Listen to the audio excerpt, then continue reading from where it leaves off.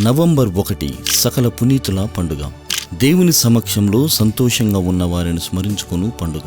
వారు తమ నిత్యజీవ గృహం చేరుకున్న తరుణం. పునీత 3వ పోపు గ్రెగరీ గారు తన పాలనలో అధికారికంగా నవంబర్ 1న ఈ పండుగను జరుపమని నిర్ణయించారు. మనం విశ్వాస ప్రకటనలో పునీతుల సంబంధ ప్రయోజనం విశ్వసించుచున్నాము అని స్మరిస్తాం. పరదేశంలో ఉన్న మనల్ని స్వదేశంలోని స్వగృహంకు చేరి తండ్రిని చూచి స్తుతించి ఆరాధిస్తూ సంతోషంగా పునీతులు సదా మనల్ని స్వాగతిస్తూనే ఉంటారు. ప్రభువు ద్వారా ప్రభువుతో ప్రభు యందు ఉండేందుకు మన కోసం ఈ పునీతులు మధ్యవర్తుల ఎల్లప్పుడూ దేవాది దేవుణ్ణి వేడుకుంటూనే ఉంటారు. దేవుని చట్ట ప్రకారం మనం పునీతుల హస్తాల మీదుగా ప్రభువు చెంతకు చేరాలి. వారి ద్వారా ప్రభువు పరలోక పుణ్యాన్ని వరాలను కుమ్మరిస్తూ ఉన్నారు. పునీతుల మధ్యవర్తిత్వాన ప్రభువైన దేవుడు తమ ఆశీర్వాదాలను మనకు అందిస్తున్నారు. వీరి జీవితం మనకు మార్గదర్శకంగా మరియు మన ఆత్మీయ నేత్రాలను తెరిచే విశ్వాసంగా ఉంటుంది.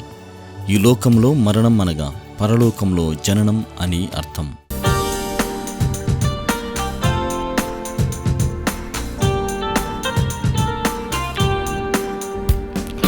సకల పునీతులారా